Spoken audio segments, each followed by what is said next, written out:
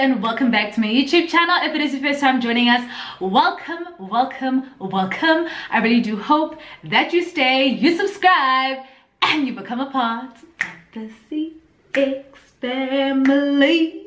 As I'm sure you guys can see by the title of today's video, today I'm going to be reacting to your guys' assumptions about South African influencers and YouTubers, and all YouTubers rather. While we are reacting to some of these assumptions, I'm going to be styling this really cute hair that I got from Mscoco hair. I'll be giving you guys all the info on this hair while spilling the tea of what you guys really think about South African influencers slash YouTubers. What I would love for you guys to do is right now hit the subscribe button, go ahead and give this video a big thumbs up if you guys like this type of content, if you guys like me spilling the tea a little bit. Personally, I love reading what you guys actually think about me slash us, because it gives me a little bit of insight into the person who is behind the screen. And wow, some of you guys came for our next, but you guys will see that in the video. I hope you guys are excited. Please go ahead and stay tuned if you guys would like to see more.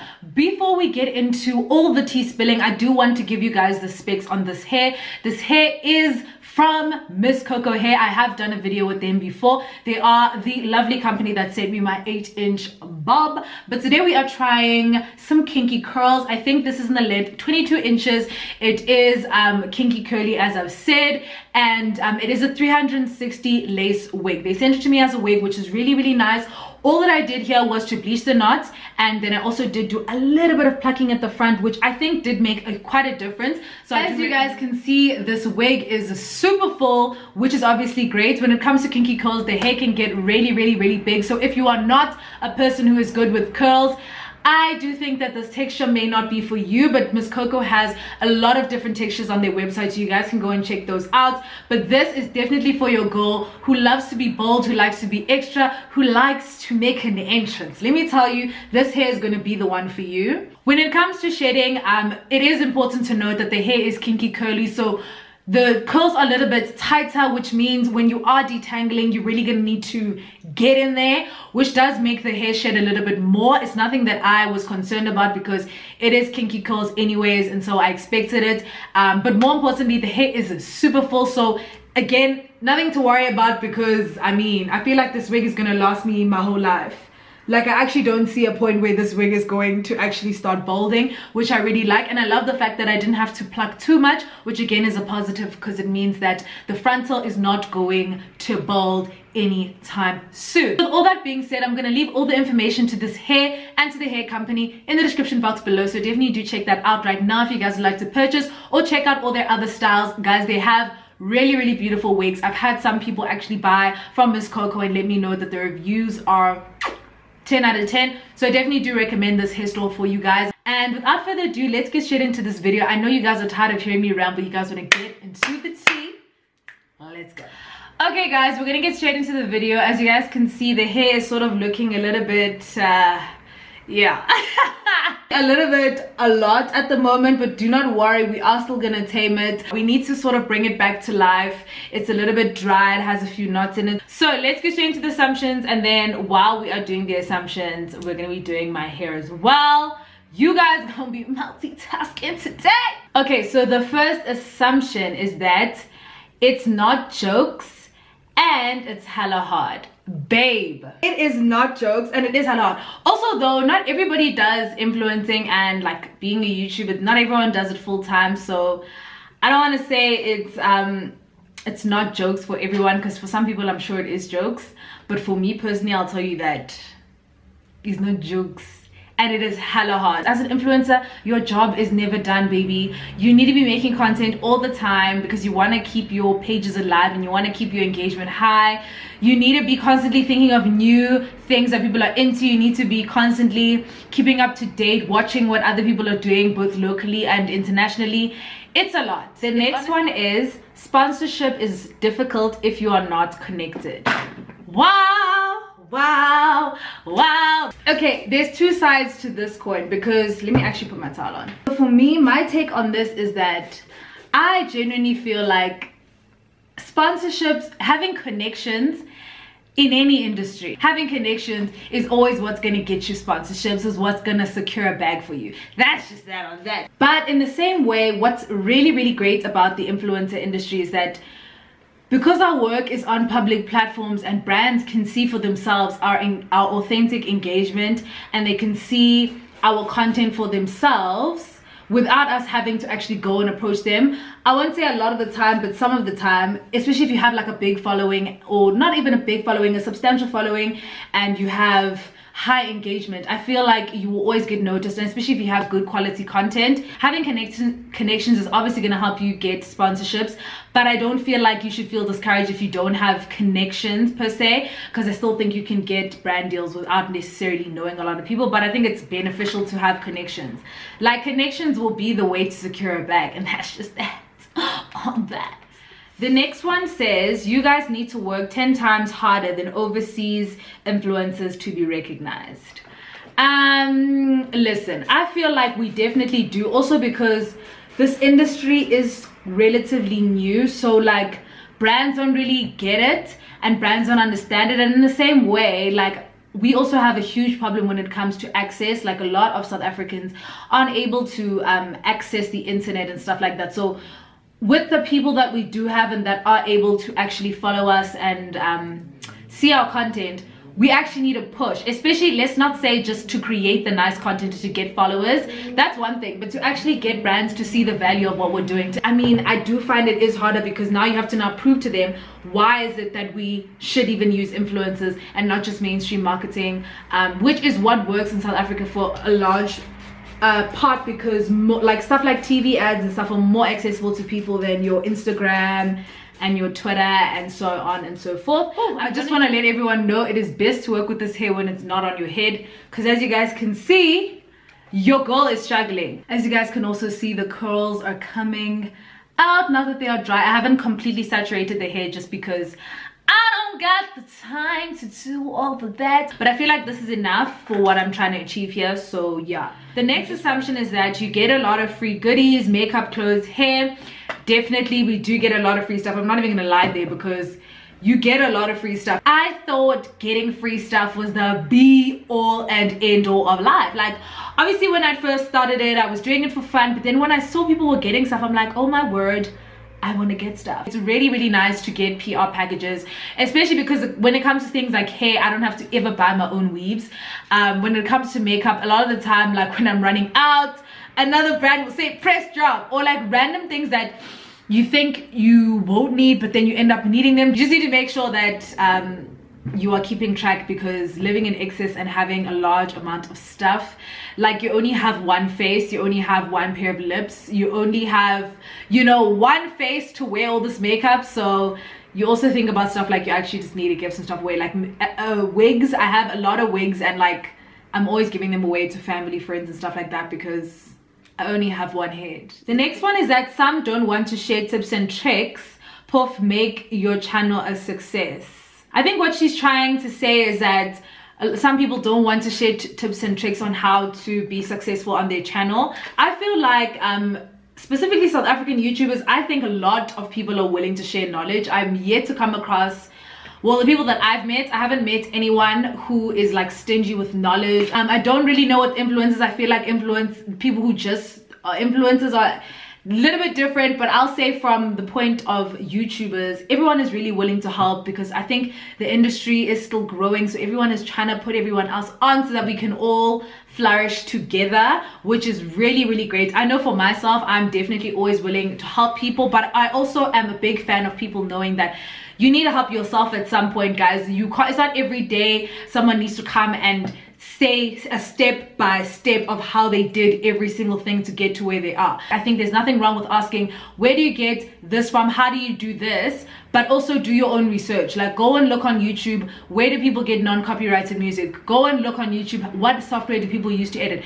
Go and look on Google. I feel like for a large part, the viewers that watch our content, like, or people who are wanting to start channels, you guys are asking questions that you guys can Google, which kind of is annoying, because it's like, why do you need to be spoon-fed every single piece of information? You guys are grown adults. People can definitely go on to Google and type in, how do you make a thumbnail? For me, it kind of just is just like, yes, I hear you, like you want tips and tricks, and I really feel like a lot of us are very willing to help. I have a whole video, a lot of other YouTubers have self-help videos where you can go and watch, and they talk about the influencer industry and all of that type of stuff. Like Yols has a segment on that, Sibu does a lot of videos on that. Like there are lots of people that you guys can go to for reference. So for me, if you don't find something on those channels, Google Icona, just saying. The next one says, you guys have got money. Now this is something that I'm seeing a lot.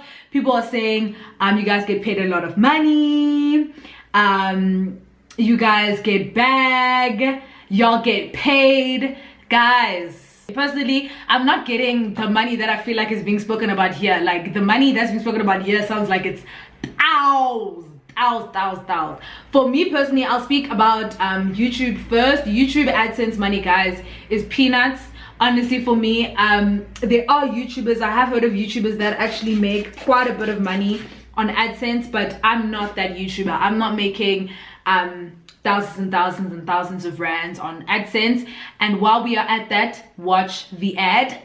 It's mainly the actual branded and not branded, sponsored content that gets the most money on YouTube. When it comes to influencing like Instagram and stuff, I feel like there's a lot of money there. Like people are very willing to spend on money, and if you have a good following, you have good engagement, I think the money there by the Instagram is popping 10. Let me tell you, like it's really good money that you can make on Instagram, as long as like you have a good engagement, a good following, girl, you can be making big bag. I'm telling you, there are influencers that make money.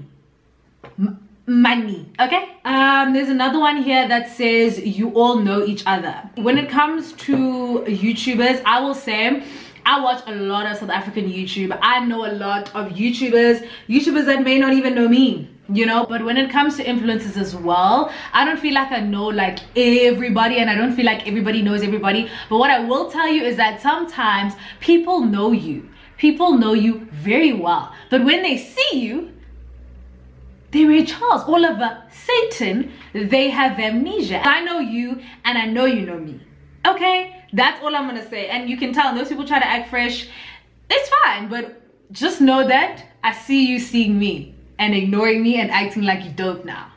Okay. Someone said, Sha, 25% of the work is actually being in front of the camera, 75% is editing the content. My babe, you are absolutely right. Even this video now, I'm thinking about how much editing it's going to take me, and it's stressing me so much. I won't say it's like 25% of the work, because I feel like filming sometimes can just take a lot out of you. Let's say you're not in the mood or you're having an off day, but you have deliverables that you need to actually deliver to a brand. I feel like it can take a lot out of you, so maybe a little bit more than 25%, but I will say majority, at least 60-70% of the work is editing. Editing takes a long time. Editing takes a lot of concentration. It takes a lot of energy. But I will say that editing is really, it's nice and it's fulfilling for me, because you get to see your work come to life. That idea that you had in your head for the video, when you see it come to life, you're like, I did that.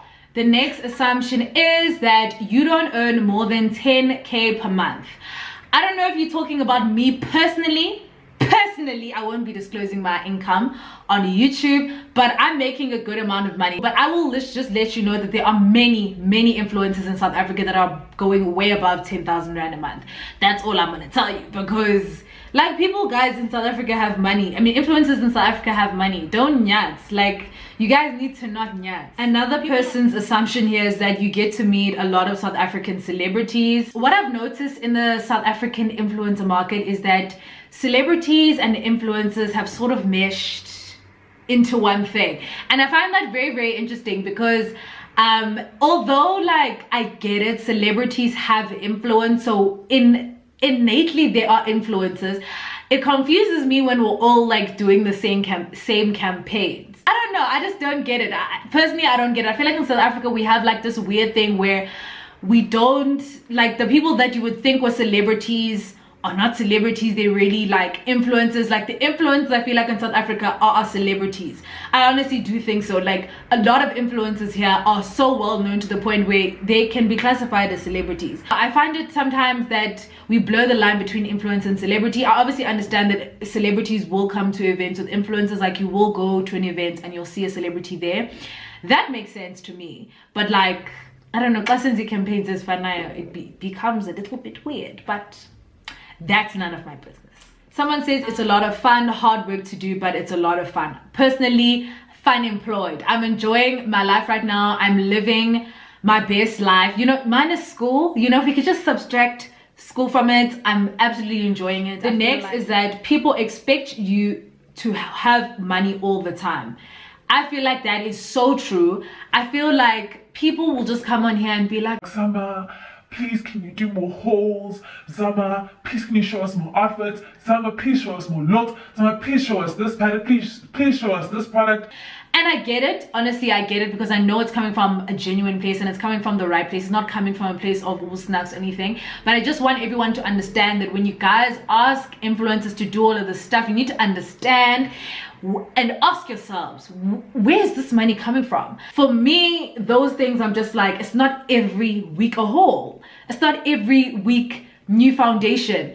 It's not every week a new makeup kit. I only have so much space in my apartment to house all of these clothes. I don't want to put all these clothes, guys. Like, please give me a break sometimes. The next assumption is, in order to do well, you must be known in the streets, no matter how repetitive your content is. Also, you need to have a certain look in order to be an influencer.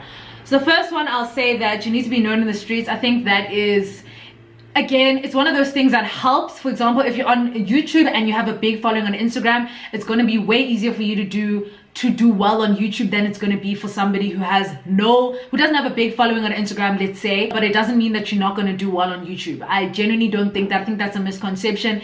Sometimes I feel like YouTube and Instagram are completely different platforms. So you may flourish on YouTube and not do as well on Instagram, or you may flourish on Instagram. People may not resonate with your personality. So definitely, if there's something you want to do, just do it. Don't be stopped by that nonsense about the streets. And you need to have a certain look. I do think that in any industry, like if we're keeping it a buck, if we're keeping it a $1.50, in any industry that you go into, pretty privilege is a thing. And especially in the influencer industry, if we're looking at, like, for example, Instagram specifically, looks are a big thing, because obviously Instagram, you're not going to hear anything that I'm saying. All you're seeing is an aesthetic, all you're seeing is a look.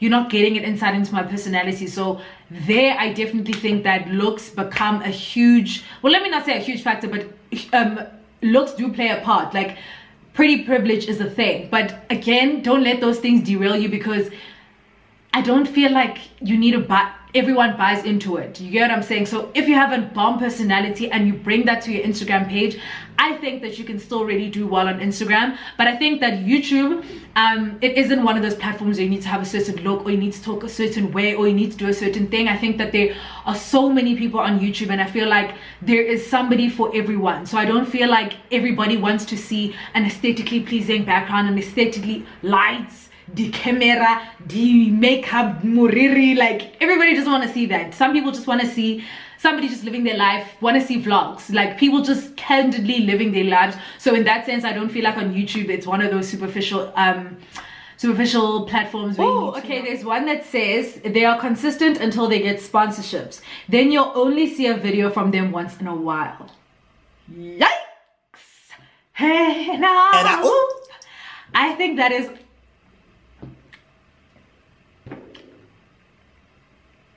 okay, I think we're gonna do 3 more assumptions and then we're gonna wrap it up. If you guys want to see a continuation of the video, however, do let me know down below, because they are so, I have gang. If you guys can see, I have gangs. So if you guys want to see a continuation, just let me know, because there's so many, I can't finish all of these. They have 2 lives, they're normal, ordinary lives in the life of being an influencer. I definitely think that this is an important thing to have, because I feel like nobody is on every single day, every single second. I don't want to say 2 lives. I just feel like maybe a lot of people do have 2 sides to themselves. So I feel like there needs to be that safe space where you can retract yourself and be like, okay, now these people are only going to see this side of me. You get what I'm saying? It's no need to show all sides of yourself to the internet. The next one is they date rich people. Personally, I don't know about that. I honestly think, and I also think that this is a problematic assumption, only because it goes off the fact that people can't, women, because this is a women dominated industry, it sort of perpetuates the idea that we can't get our own, like we can't get our own money, you know, do our own thing, our success needs to be owed to a man. That's very problematic. I'll say that the people that I know personally, most if not all of the people that I know here on YouTube and who are influencing are doing this full time. They're putting their hard work, sweat and tears into it, and that is why they get the returns that they do. They make beautiful content because they invest into their content, they invest in quality from their own money. I think it's problematic to assume that they are dating just rich men just because they have nice things or they're doing well. Is it not possible for us to get it on our own? And also, side note, what is wrong with dating a rich man? There's actually nothing wrong. In fact, the content I'd like to sign up for. The last one is going to be, y'all turn down certain brands since they don't meet up with your aesthetics. Aesthetics. I think this one is mostly correct. I will say that I have seen some brand collabs where I'm like, however, I don't want to be too judgmental when it comes to this because I do understand some people do influencing full time, and sometimes, you know, it's a low month, like money is it's not moving that month, and a brand comes to you that you may not have gone out to seek a collaboration with prior, but you know, it's an okay brand to work with, and then you just work with them because that month you needed to, you know, make your rent or whatever. Not to say that it's a bad product or to say that it's not a product that has a good reputation or a brand with a good reputation. It's just that you wouldn't normally go and work with that brand on a regular Wednesday, you know, but now since, you know, things are a little bit tight, you go work with them. I don't think that there's anything really wrong with that. I mean, I don't want to judge it because, like, sometimes, guys, you need to make ends meet. This is people's livelihood, so I get it sometimes, and so I don't think we need to be too judgmental about that because, I mean, a bag is a bag is a bag is a bag is a bag is a bag is a bag. So, I mean, who am I to knock your hustle? Who am I? Okay, guys, that's the end of this part of the assumptions video. Do let me know if you guys want to see a part 2 because, as I already showed you guys, there are so many assumptions. I'm never going to get through all of them, and we also don't want this video to be an hour long. I really hope you guys enjoyed it. I hope you guys enjoyed seeing this beautiful hair. Do you guys see? Do you guys see it? Are you understanding? Are you getting into it? Again, thank you so much for making it to the end of the video. Please don't forget to, again, comment down below if you guys would like to see a part 2. I think I'm going to leave a comment at the top of the comment section. Like it if you guys want to see a part 2, and like this video so we know, everybody knows. And I will see you guys in my next video.